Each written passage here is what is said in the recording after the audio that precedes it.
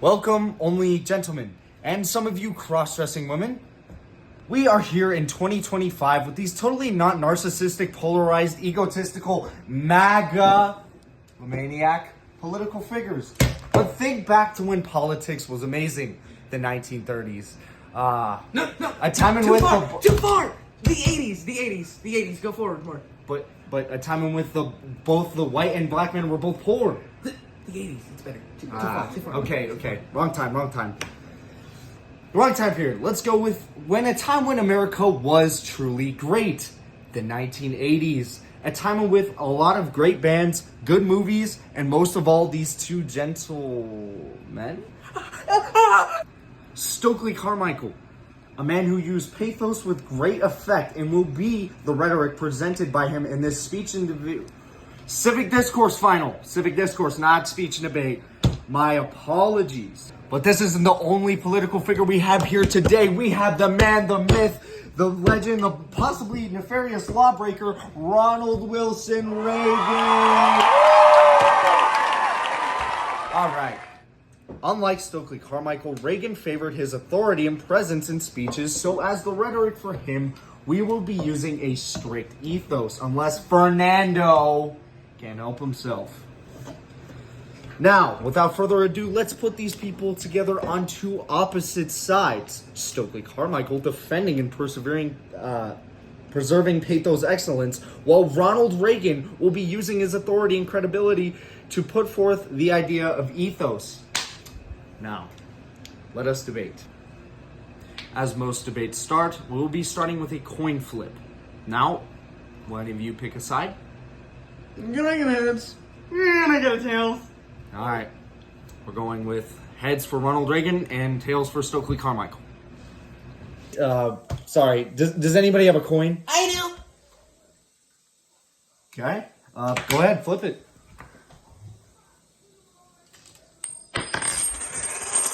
It is heads. Mine's always heads. Ronald Reagan starts. Just look at my electoral college votes. I win. I'm the one who inadvertently made you win, pal. Don't talk back to Papa. Can you stop being a?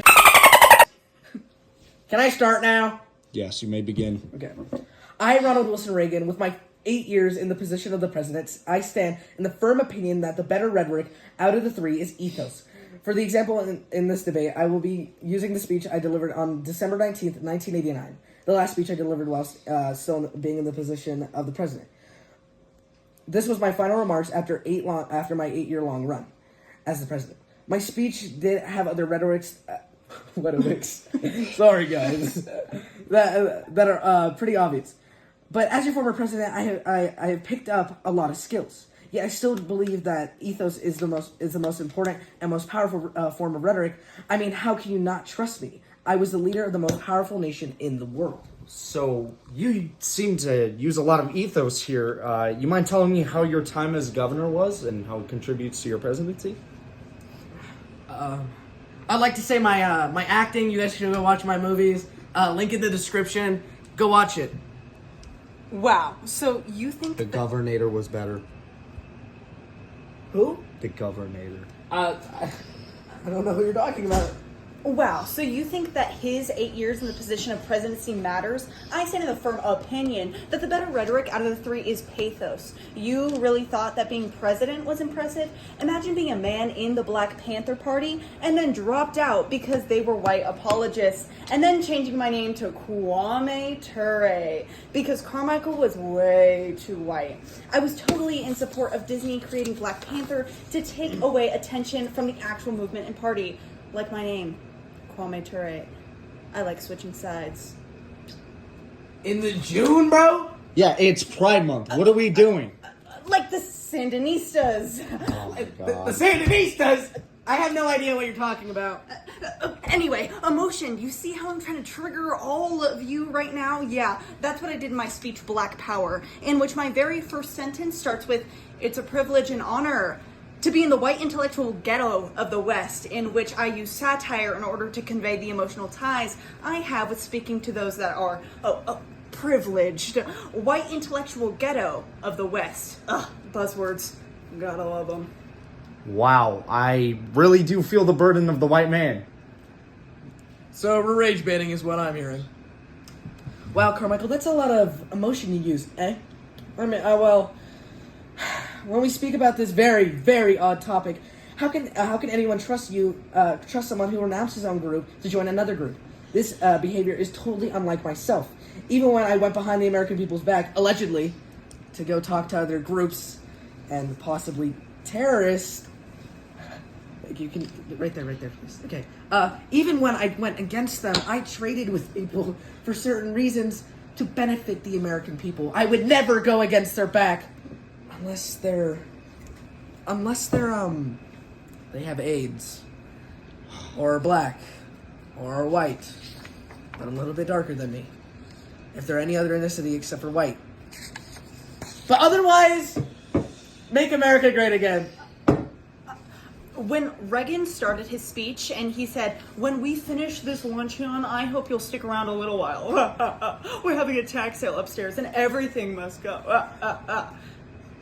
You brought me back to the 1980s to argue with this man. He thinks integration is when the rich and the richer resolve problems. It is. It's funny, I came all the way back to the 1980s and Ronald Reagan still hasn't caught up to the future. You know who has? Viola Davis said it best when she exonerated the idea that we are all a product of our environment, relaying the issues of poverty and racism as intrinsically tied to one another in her 2019 speech to the graduates of Barnard University. As I would like to point out, in the beginning of your sentence, you bring up a joke that I made during my speech. An example of it, I said that I use multiple different rhetorics. This is an example of me using pathos to use it a joke. Other influential figures who have also used pathos to begin a speech are Seth Rogen when speaking about very serious topics. He began it by saying, "No, I'm not here to talk about the legalization of marijuana." He began it by talking with pathos, but eventually came into ethos and combined it with logos to have a more comprehensive speech.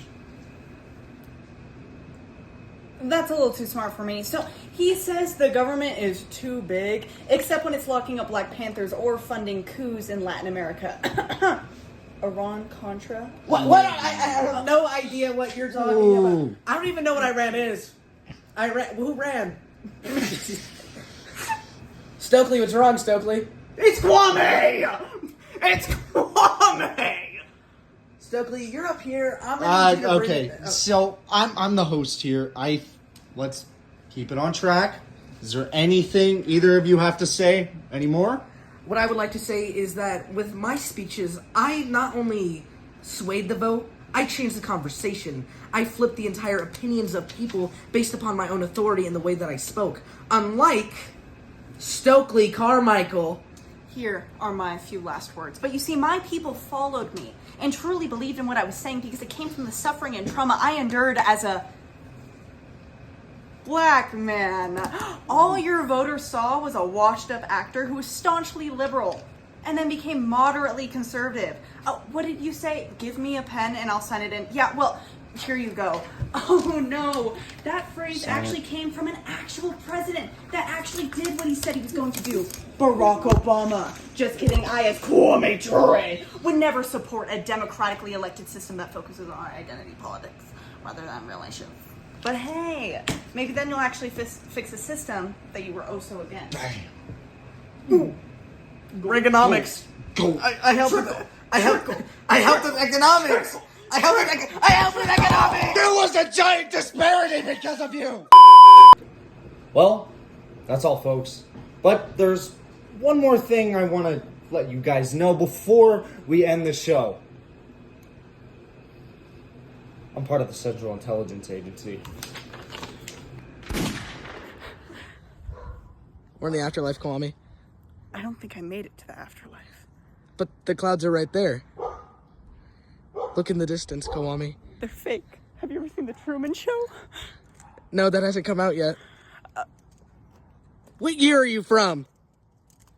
Are you even Stokely Carmichael? 2069. Your gun's backwards, sir. No, what are you talking about? This is a school project. Keep it family friendly. No.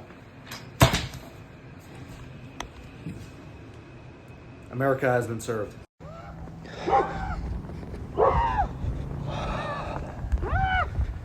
Shut the hell up, you global recessionist. Keep quiet. Shut up! Keep quiet! What did I tell you? God damn it. We'll get over there. Just keep quiet. So it's just... Hey, Garen, how big is it? Dude. Wow.